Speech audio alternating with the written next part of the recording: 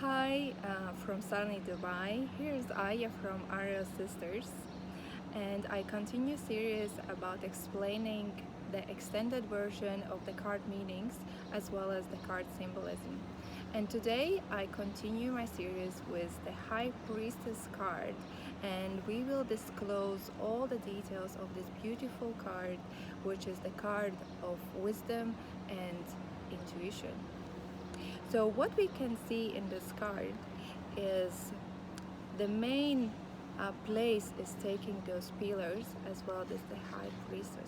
So those two pillars, black and white, are pillars who are depicted on the high priestess card and representing two biblical pillars which stood on the porch of the Solomon temple, the first temple in Jerusalem. In essence, it represents the life force deriving from hermetic principles of polarity. It shows that opposite and contrary forces are necessary in order to create jointly, to form or establish a new reality. The pillar symbolism speaks of the need to have a balance, as well as numerological number here, number 2, to have a balance and polarity, rather than seeing things as left or right, white and black.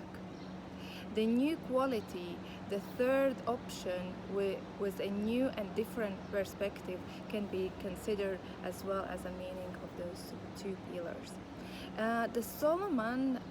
King Solomon, also called as Jedididah, was, according to the Hebrew Bible, Old Testament, and Quran and Hadith, a fabulous, wealthy, wise king of Israel who succeeded his father, King David. According to the legend, King Solomon was not only the wisest man in the land, but had the most extraordinary magical powers as well. So he collected all the magic knowledge of all the worlds at that time in his library. And then we see there is a moon crown.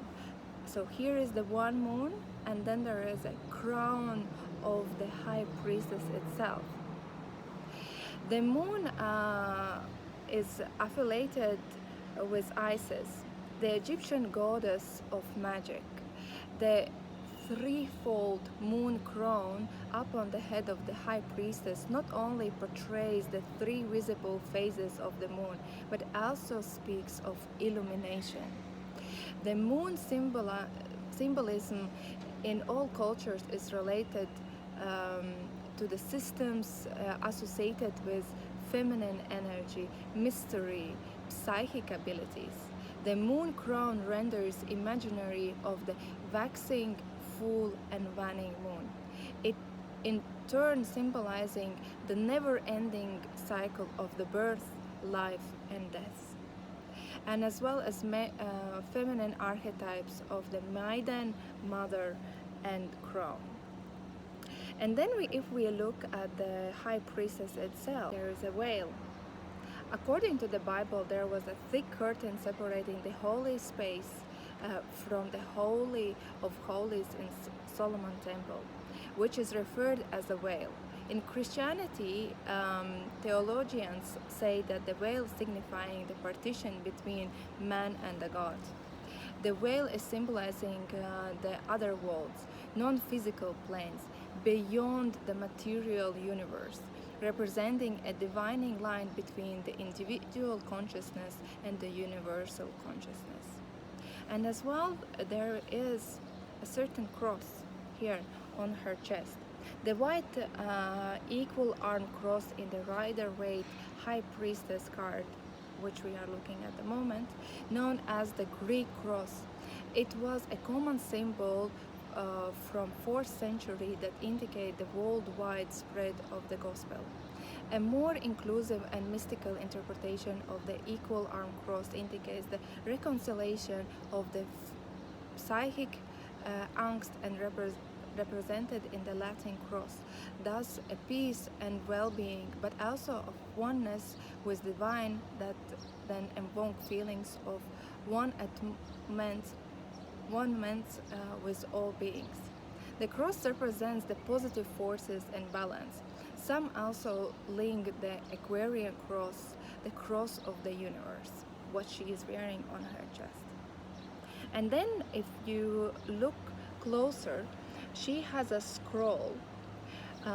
She is holding a scroll under her arms, and the scroll contains esoteric wisdom and divine law, known as well as occult knowledge. The scroll is inscribed with the Torah, signifying the creator laws. Here is the Torah name. So these are greater laws of the universe, such as Hermetic principles.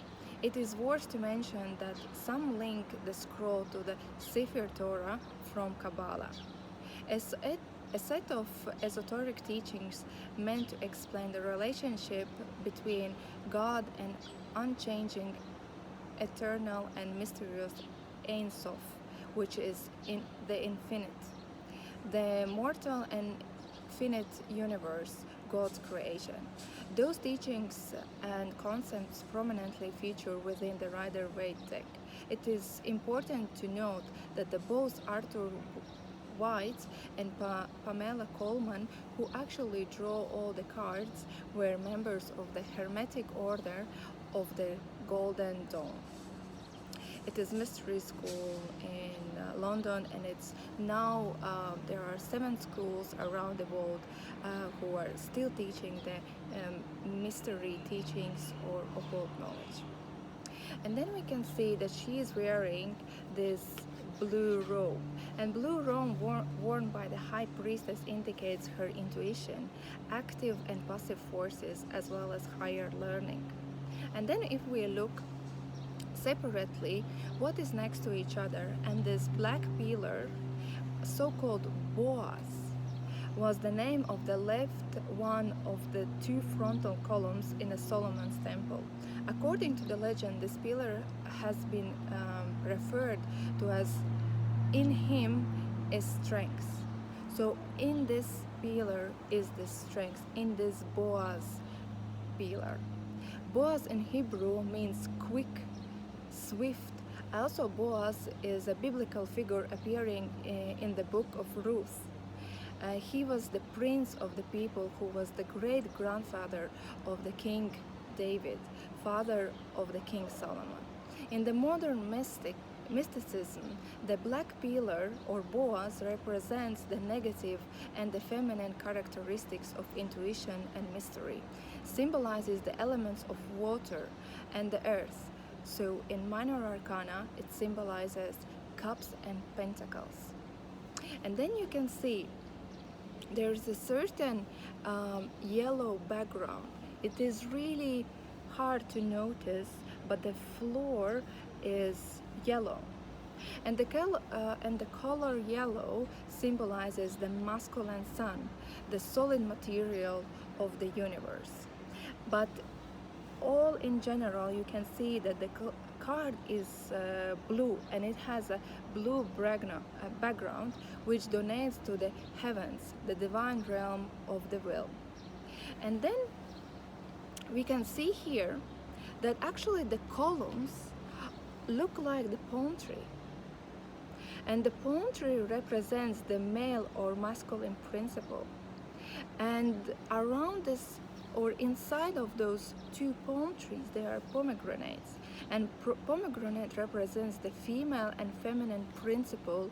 It is a sign of union with divine as well as the union of others. Additionally, it is also associated with the female sexuality. And what is very important to see how this High Priestess is sitting in her throne. So basically she is like in the middle of the card. The idea is that she is not only she doesn't only work with balances of 2 forces, but brings together what seems to be apart and distinct.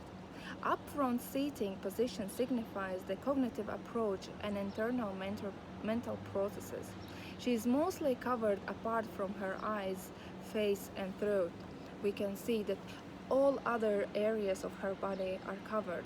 Even the feet is not visible, what is visible in other cards. This means that we can instinctively recognize the higher truth and knowledge when we hear it, intuitively relate to its frequency or vibrations.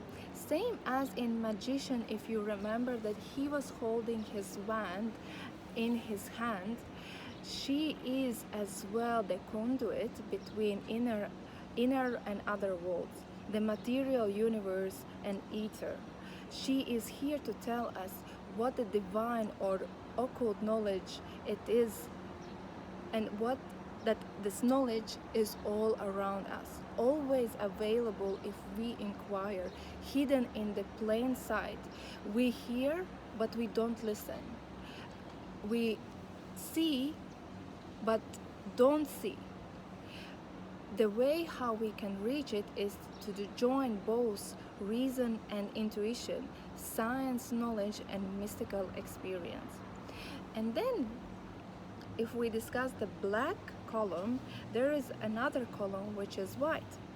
And the white pillar is called Yahin. And it was the name of the right one of the two frontal columns of the Solomon's temple. According to the legend, this pillar has been referred as a god establishment or the god founds, represents a positive and the masculine principle of the reason.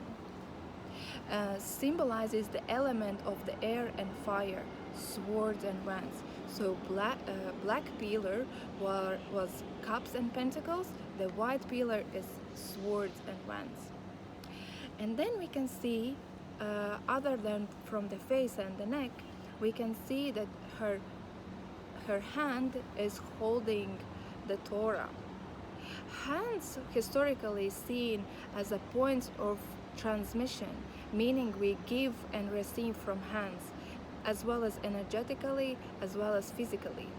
It is no accident that the powerful ace of cards are all illustrated with the hand holding the suit symbol. So if you go to all the 4 aces of each suit, you will see that there is a hand giving this opportunity, giving this energy towards you as a reader. And then we can see this robe, what she is wearing, it is like flowing like a water. The flowing robe symbolizes the flow of life, the circulation of water on the planet, the tidal forces, the relation between water and the rhythm of the moon and tides. So you know that the moon phases are affecting the tides on the planet Earth. So the same in this High Priestess card. And then finally there is a crescent moon. And crescent moon, it looks like horns of the cow, which connects the symbol to the cow goddess Hathor. It also signifies the maiden stage of the maiden mother crown triple goddess archetype.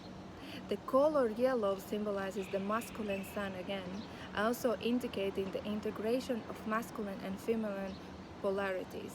Islamic tradition consider the bright yellow as an indicative of good advice and wisdom, while the Chinese use the color gold to welcome the fertility. So she is the card of the higher intuition and wisdom, as well as the potential pregnancy and fertility card. So this is the full symbolism of High Priestess card. Continue learning with me. See other symbolism in all other cards, as well as extended meanings for each area of your life that you are inquiring your cards to help with advice. Stay connected.